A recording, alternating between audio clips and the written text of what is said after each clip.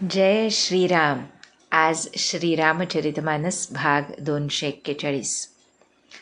रामे चित्तलयः सदा भवतु मे, भो राम मामुद्धर.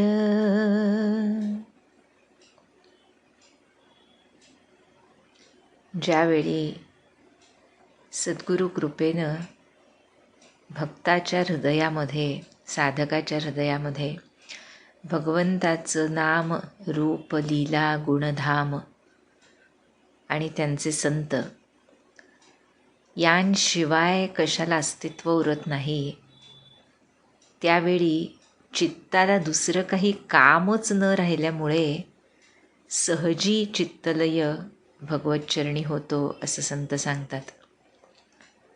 त्यासाठीच प्रत्येक साधकानं, प्रत्येक भक्तानं लौकिकामधून आमचं मन किती बाहेर येऊ शकेल आणि किती आतमध्ये सद्गुरू चरण जिथे स्थापित आहेत, सद्गुरूंनी दिलेलं नाम जिथं स्थापित आहे, अशा अंतरात्म्याच्या ठिकाणी स्थिर होईल हे बघितलं पाहिजे असं संत सांगतात. जितकं आम्ही आतमध्ये वळतो तितकी मायेची पकड ढिली पडत जाते. माया खरं तर बाधत नाही, आम्ही मायेला धरल्यामुळे ती बाधते. मायेचं कार्य आहे आम्हाला भगवंताकडे वळवणं. खरं तर आम्ही समजतो माया आम्हाला भगवंतापासून परावृत्त करत असते, पण ती आम्हाला समजावत असते की परावृत्त तुम्ही झाल्यानंतर तुम्हाला सुख मिळतंय का, आनंद मिळतोय का, आणि जर मिळत असेल तर तो क्षणिक नाही का, तो टिकतो का.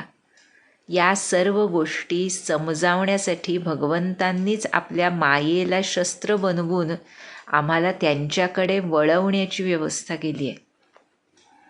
त्यामुळे ज्या क्षणी आम्ही मायेवरची पकड ढिली करतो त्या क्षणी आम्ही मुक्त होतो आणि भगवत चरणाशी आसक्त होतो.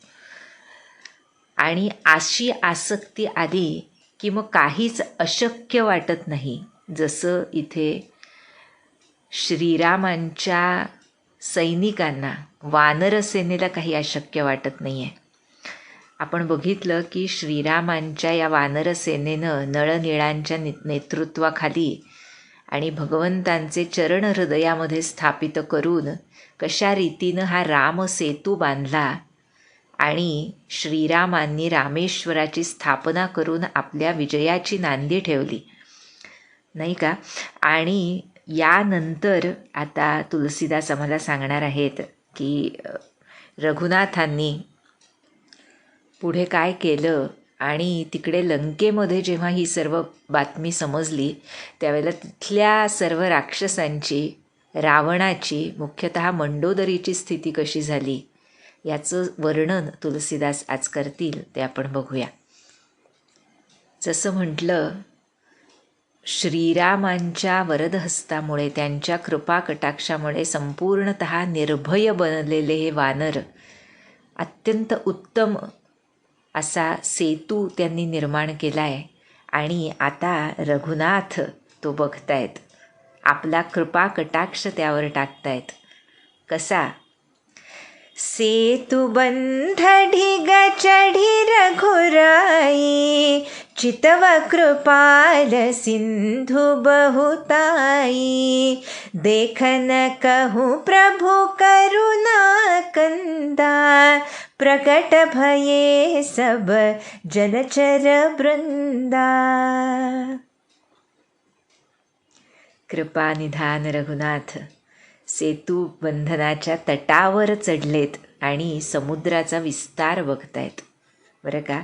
करुणानिधान अशा ह्या प्रभूंचं दर्शन घेण्यासाठी तुलसीदास म्हणतात, प्रगट भये सब जलचर वृंदा. जलामधले जे जलचरांचे समूह आहेत ते सर्व पाण्याबाहेर आलेत प्रभूंचं दर्शन घेण्यासाठी. काय गोड पहा, त्याचं वर्णन करतायत. आता म्हणाले, मकरन क्रनाना झषब्याला सतजोजन तन परम बिसाला ऐसेऊ एक तिन्ही जे खाही एकन के डर ते पीडे राही प्रभु बिलो कही टरही न टारे मन हर्षित सब भये सुखारे तिन्हकी ओटन देखिया बारी मगन भये हरि रूप निहारी. आहा.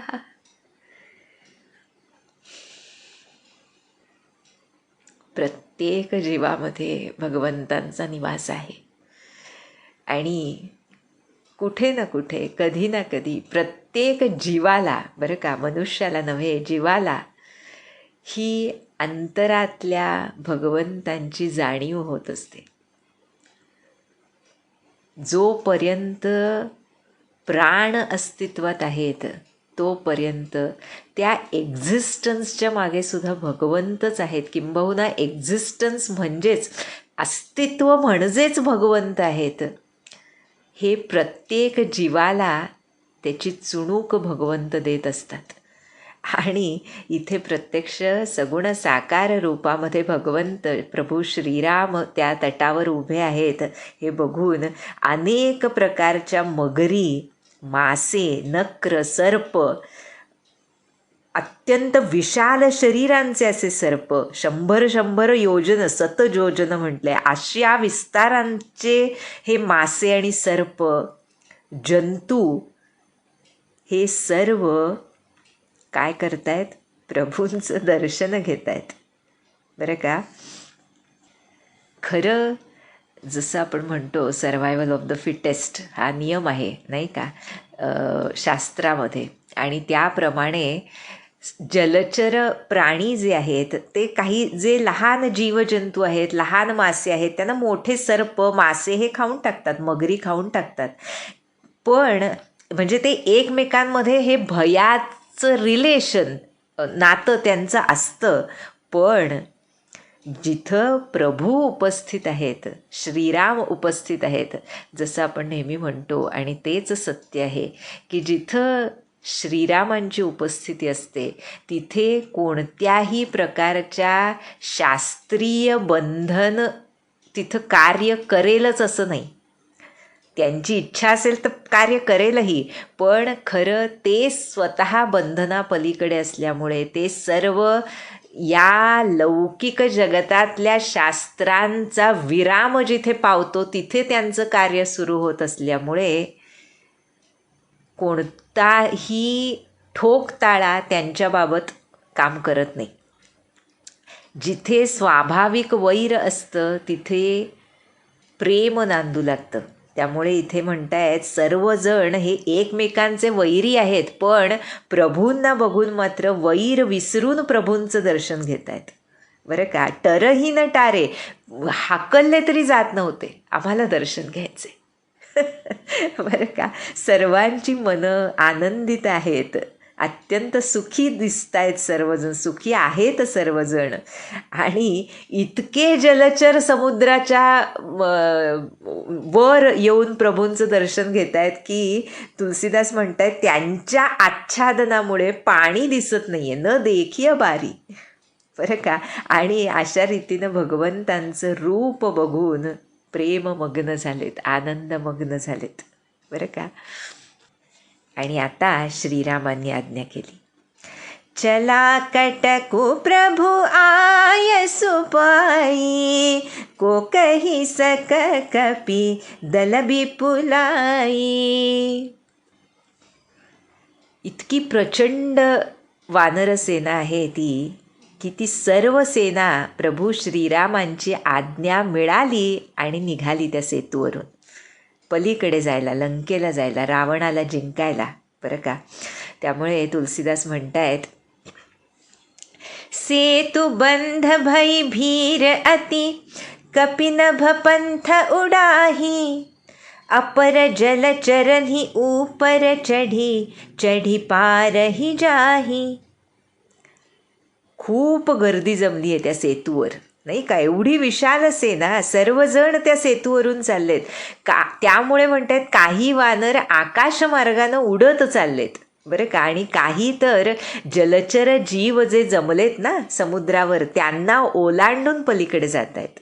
आणि असं हे कौतुक हे द्वौ भाई कसं बघतायत. अस कौतुक बिलोकी द्वौ भाई, बिहसी चले कृपाल रघुराई. सेन सहित उतरे रघुबीरा, कही न जाई कपि जूथप भीरा. सिंधु पार प्रभु डेरा कीन्हा, सकल कपिन कहूँ आय सुदीन्हा.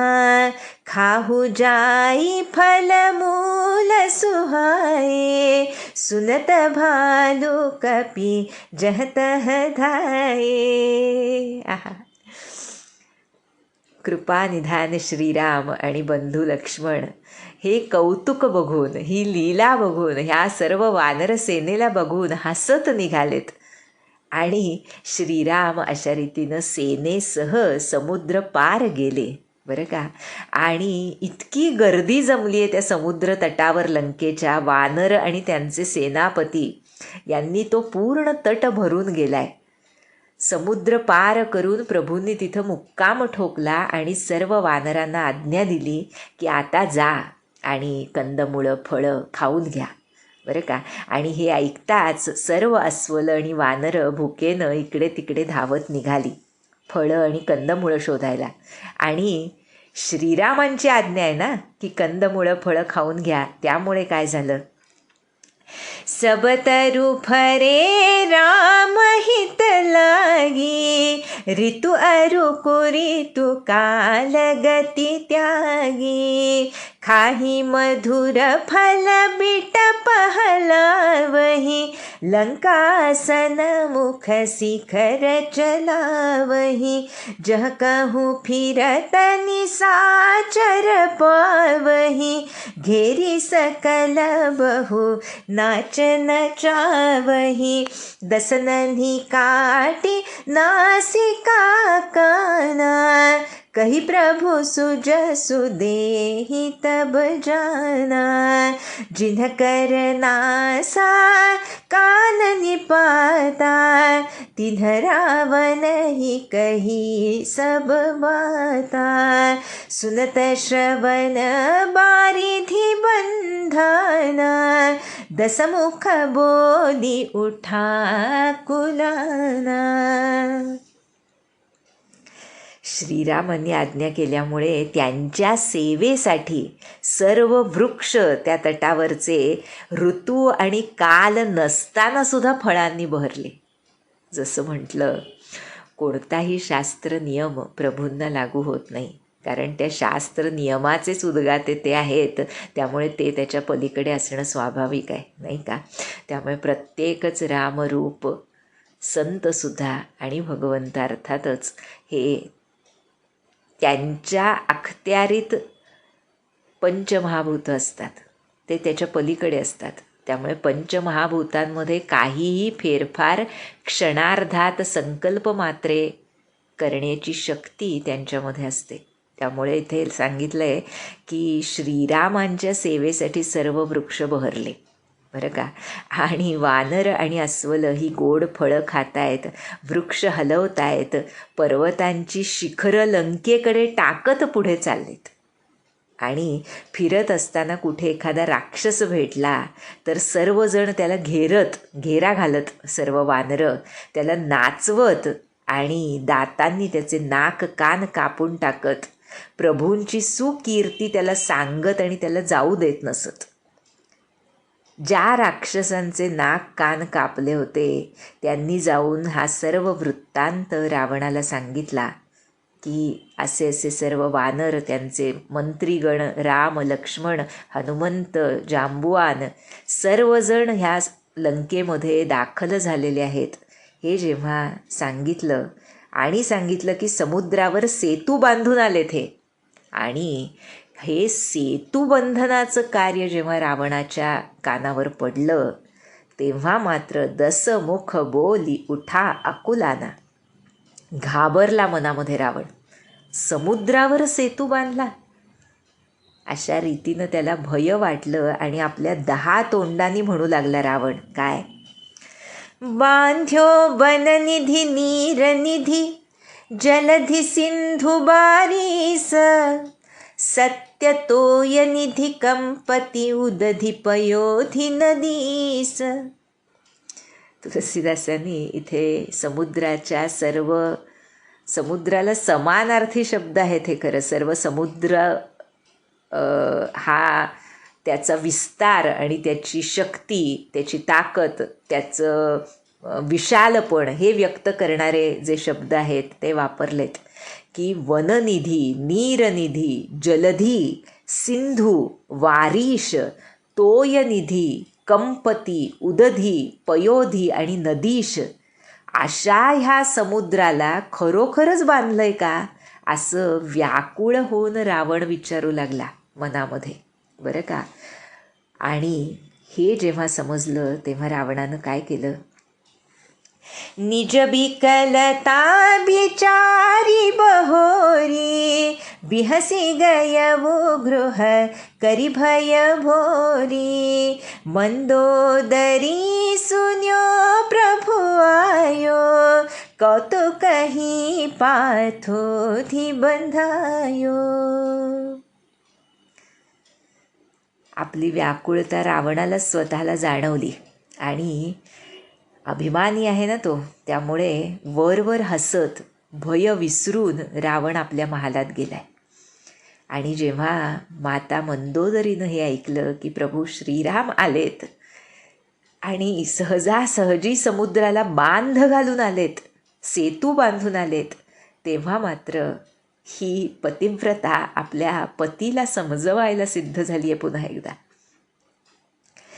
करगही पती भवन निज आनी बोली परम मनोहर बानी चरण नाई सिरो अंचलु रोपा सुनहु बचन पिय परिहरी कोपा नाथ बयरू की जेताही सो बुद्धि बल सकिय जीति जाही सो तुम्हि रघुपति ही अंतर कैसा खलु खद्योत दिन करही जैसा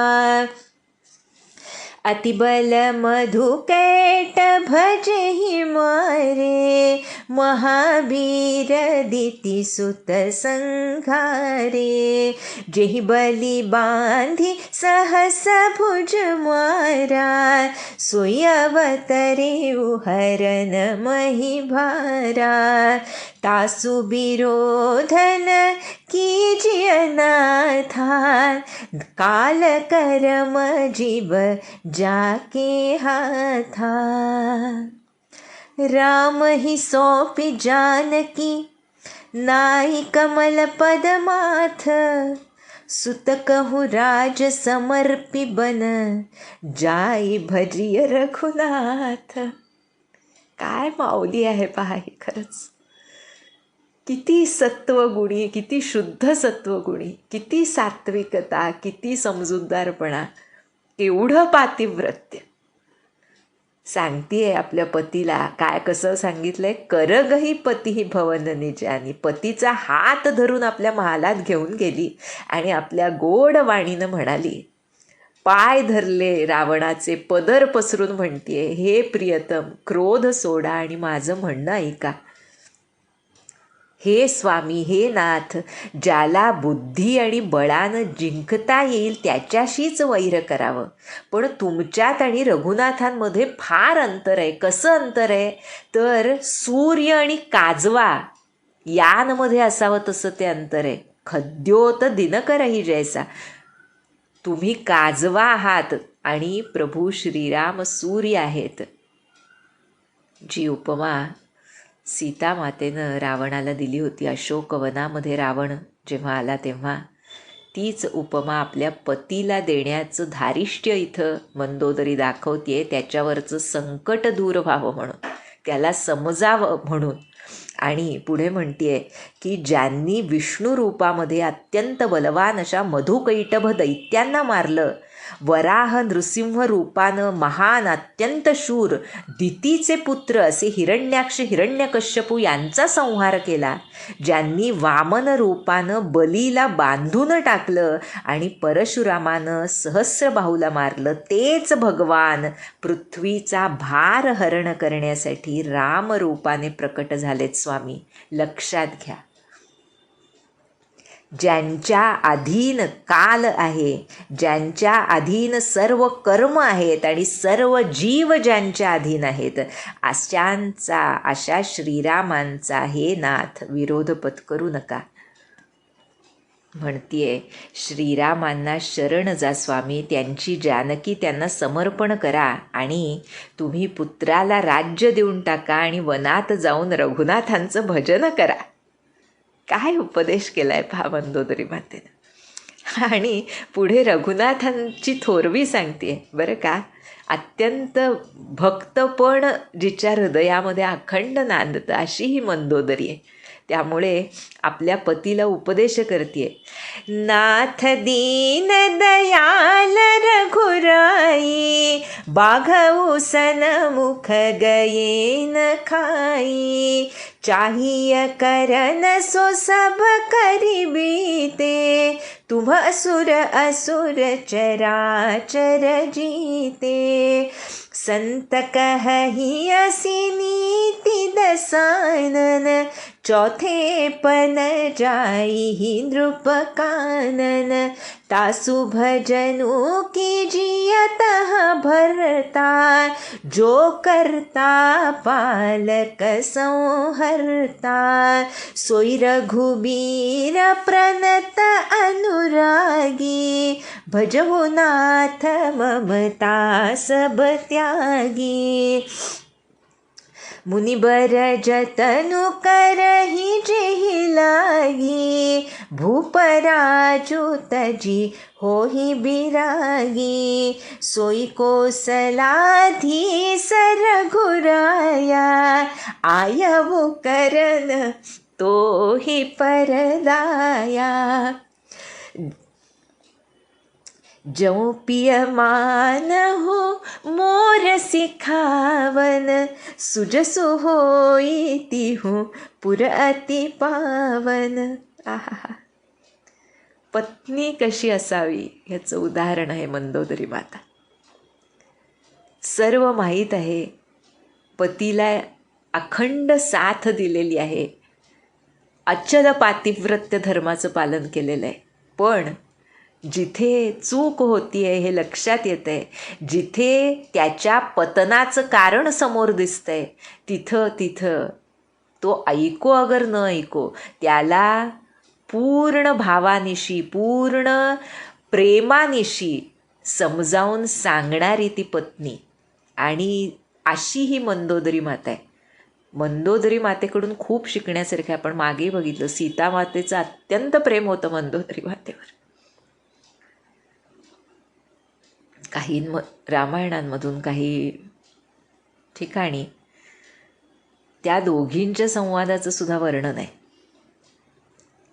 जिथं सीता माता मंदोदरी मातेला प्रणाम करून म्हणते की तुझ्यासारखी पतिव्रता खूप थोर आहे, खूप विरळा आहे.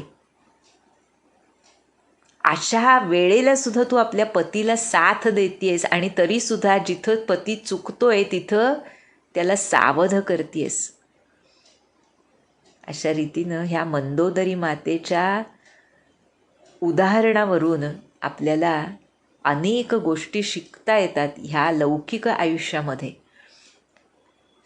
प्रेमानं काय साधत नाही असं म्हटलं जातं, पण हा रावण हा असा जगत बिदित अभिमानी होता की मंदोदरी मातेचं प्रेमसुद्धा त्याला योग्य रस्त्यावर आणू शकलं नाही. तेच लिखित होतं त्याचं, जे मंदोदरी मातेनं सुद्धा ओळखलं होतं. पण तरीसुद्धा सांगायचं जे लौकिकात प्रयत्न जे करणं महत्त्वाचे आहे, त्यामध्ये मंदोदरी मातेनं कोणतीही कसर सोडलेली नाही. म्हणतीये की हे नाथ, तुम्हाला माहीत आहे का, रघुनाथ हे दीनांवर दया करणारे आहेत. शरण गेल्यावर वाघसुद्धा खात नाही. त्यामुळे तुम्हाला जे काही करायचं होतं आजवर ते तुम्ही केलंय. देव, राक्षस, चराचर जीव सर्वांना जिंकलंय. पण हे नाथ, आता चौथेपण वृद्धापकाळी राजानं वनात जायला हवं अशी नीती संत सांगतात. त्यामुळे वनामध्ये जाऊन तुम्ही सृष्टीची रचना, पालन आणि संहार करणाऱ्या श्रीरामांचं भजन करावं. हे नाथ, सर्व ममता, आसक्ती विषयावरची सोडून शरणागतावर प्रेम करणाऱ्या भगवंतांचं भजन करा. ज्यांच्यासाठी मुनिश्रेष्ठसुद्धा साधनं करतात, राजेसुद्धा राज्य सोडून देतात आणि वैराग्य धारण करतात, असे कोसलाधीश श्री रघुनाथ तुमच्यावर दया करण्यासाठी इथे आलेत. हे जाणून घ्या हे प्रियतम. जर तुम्ही माझं म्हणणं मान्य कराल तर तुमची सुंदर पवित्र कीर्ती त्रिलोकात पसरेल. असं म्हणत अस कही नयन नीर भरी गही पद कंपित गात, नाथ भजहु रघुनाथ ही अचल होई अहिवात.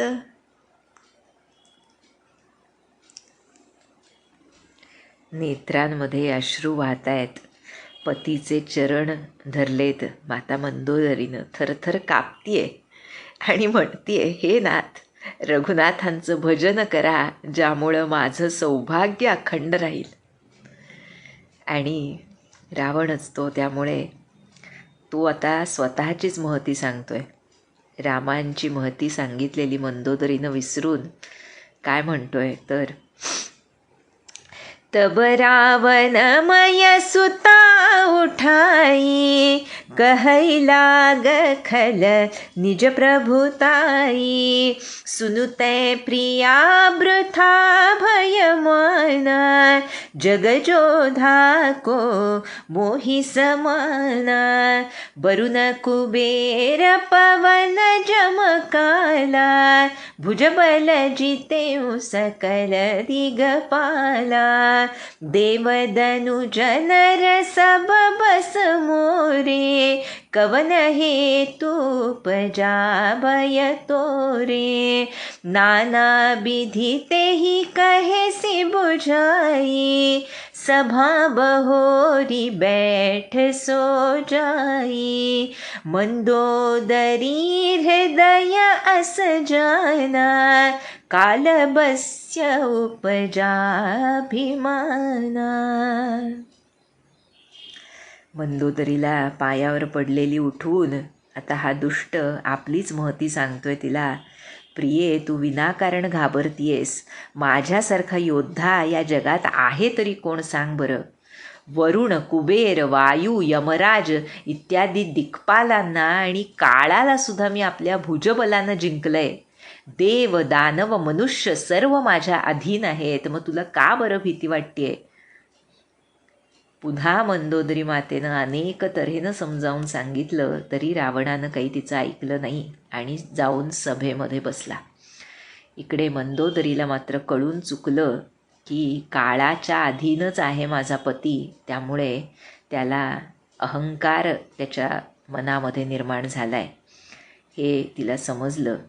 आता सभेमध्ये येऊन रावण विचारतोय, सभा आई मंत्री धतेहि बूझा, करब कवन विधि रिपुसै जूझा, कहि सचिव सुनु निशिचर नाहा, बार बार प्रभु पूछहु काहा, कहु कवन भय करिय बिचारा, नरकपि भालु आहार हमारा. सभेमध्ये येऊन रावण मंत्र्यांना विचारतोय की कशा प्रकारे या शत्रूबरोबर युद्ध करावं. आणि हे विचारताच रावणाचेच मंत्री त्यामुळे म्हणतायत, हे राक्षसराज, आपण हे वरचेवर का बरं विचारताय? असं कोणतं मोठं भय उत्पन्न झाले की ज्याचा एवढा विचार करावा? मनुष्य आणि वानर हे तर आपले म्हणजे राक्षसांचं भोजन आहेत. आणि हे सगळं ऐकून एक व्यक्ती मात्र तिथे होती. रावणपुत्र आहे हा बरं, प्रहस्त नावाचा. तो मात्र म्हणतोय, सबके बचन श्रवण सुनी कह प्रहस्त कर जोरी, नीति विरोधन करिय प्रभु मंत्री धमती अति थोरी. काही ठिकाणी रावणपुत्र असा उल्लेख आहे. ते तुलसीदासांनी सुद्धा पुढे रावणाचा मुलगाच होता तो असा उल्लेख केला आहे. पण काही रामायणांमधून रावणाचा सेनापती होता असा उल्लेख केला आहे, प्रहस्त नावाचा.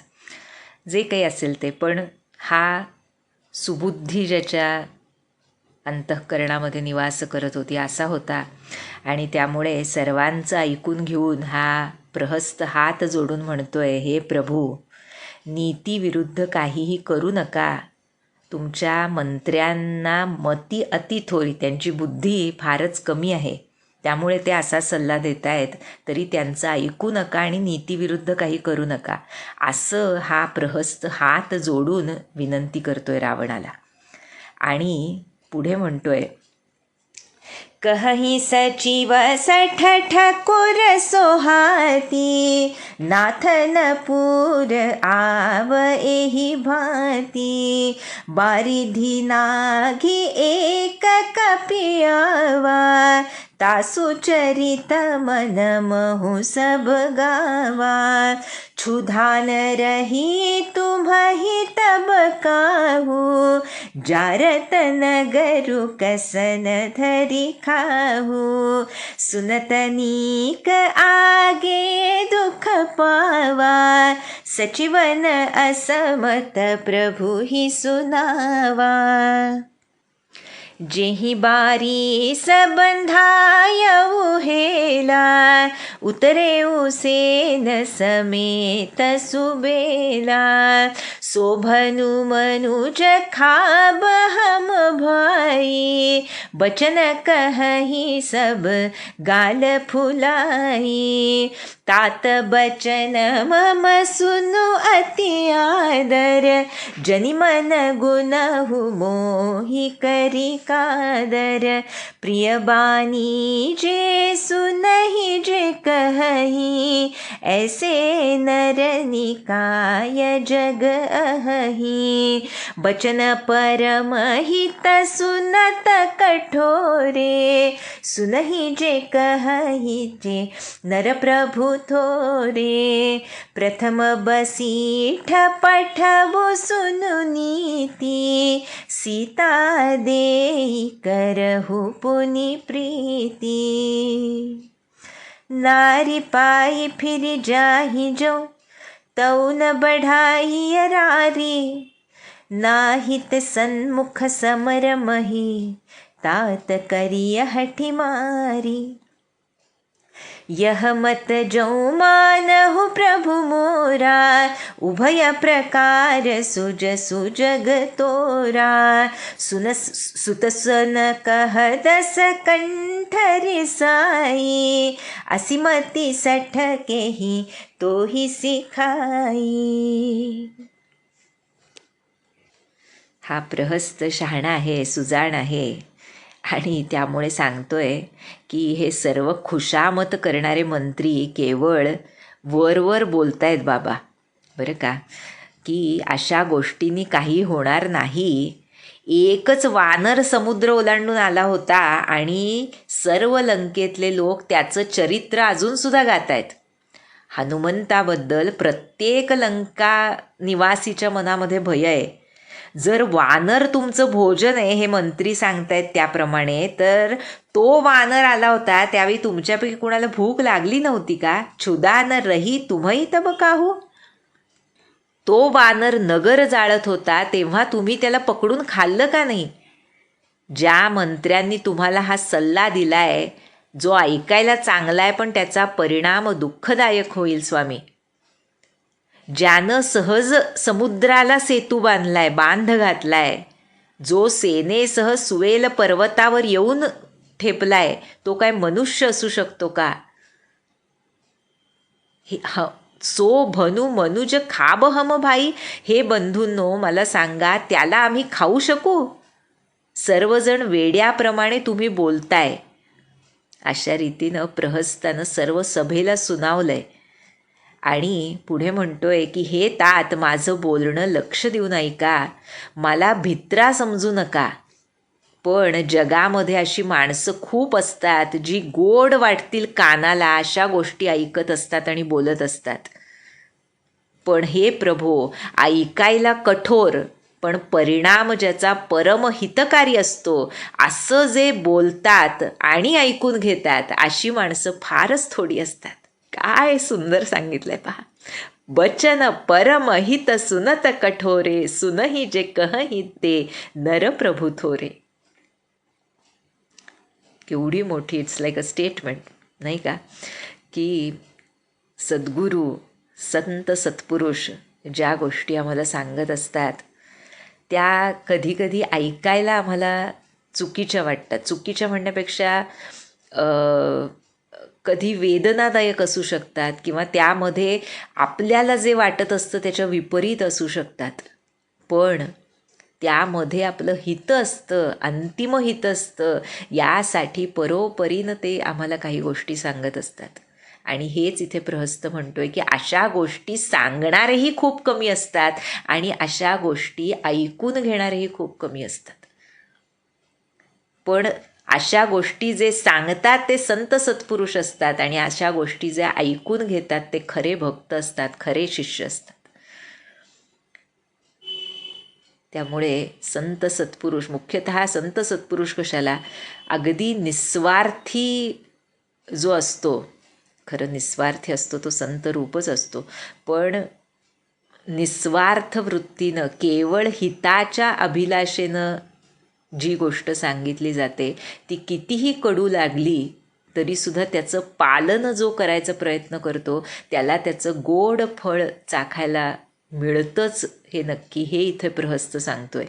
त्यामुळे म्हणतोय की राजनीती जे सांगते ते मी सांगतोय ते ऐकून घ्या आणि याप्रमाणे प्रथम दूत पाठवा आणि सीता देई करहु पुनी प्रीती. सीतेला सोपवा आणि श्रीरामांवर प्रेम करा, त्यांच्याशी समेट करा. आणि पुढे सांगतोय, जर पत्नी दिल्यानंतर, परत मिळाल्यानंतर ते परत निघून जात असतील तर न बढाय रारी, विनाकारण हे शत्रुत्व वाढवू नका. नाहीतर मग हे तात युद्धभूमीवर समोरासमोर युद्ध करा. आणि अशा रीतीनं सांगून प्रहस्त सांगतोय, हे प्रभो, जर माझं मत मानाल तर जगात दोन्ही प्रकारानं तुमची कीर्ती होईल. आणि रागानं रावण आता आपल्या पुत्राला म्हटलंय ते सुतसन कह दसकंठ रिसाई, क्रोधित होऊन म्हणतोय, अरे मूर्खा, तुला अशी अक्कल कुणी शिकवली? आतापासून तुझ्या मनामध्ये भय उत्पन्न झालं? अबही ते उर संशय होही, बेनुमूल सुत भयहु घमोई, सुनिपितु गिरा परुषाति घोरा, चला भवन कही बचन कठोरा. इतकं भय तुझ्या मनामध्ये का उत्पन्न झालं विचारतोय रावण. अरे मुला, तू तर वेळूच्या मुळाशी लागलेली कीड झालास की. अशा शब्दात निर्भत्सना करतोय रावण प्रहस्ताची. आणि ती भयंकर कठोर वाणी ऐकून प्रहस्त तरीसुद्धा स्पष्टपणं असं म्हणत घरी गेला. काय म्हणला?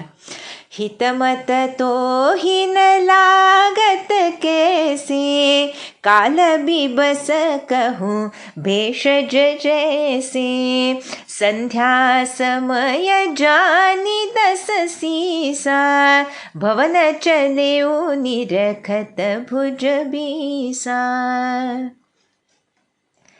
हिताचा सल्ला तुम्हाला मानवत नाही, काय करावं? ज्याप्रमाणे प्रहस्त म्हणतोय, मरणाच्या दारात असलेल्याला, अशा रोग्याला औषध आवडत नाही, तशी तुमची स्थिती आहे. सांगूनही तुम्हाला ते आवडत नाही आहे असं म्हणून प्रहस्त घरी गेला. आणि संध्याकाळ झाल्याचं बघून रावणसुद्धा निरखत भुजबीसा, आपल्या 20 भुजांकडे बघत अभिमानानं आपल्या महालाकडे गेला. बरं का? अशा रीतीनं माता मंदोदरीनं आणि प्रहस्तानं दोघांनीही रावणाला समजावण्याचा खूप प्रयत्न केला. पण ज्यांचं बोलणं कानाला गोड लागतंय अशा मंत्र्यांचं बोलणं रावणाला मानवलं आणि त्यांचं ऐकून रावणाच्या अभिमानामध्ये तसूभरसुद्धा फरक पडला नाही. असं झाल्यामुळे पुढे काय अवस्था झाली आपल्याला माहीतच आहे. इकडे सुवेल पर्वतावर प्रभू श्रीराम आपल्या वानरसेनेसह तळ ठोकून आहेत आणि तिथे ते काय लीला करतात, सर्वांना कसं सांगतात, काय सांगतात आणि पुढे काय घटनाक्रम आहे हे तुलसीदास आम्हाला सांगतील. ते आपण पुढच्या भागात बघूया. जानकी जीवन स्मरण. जय जय राम.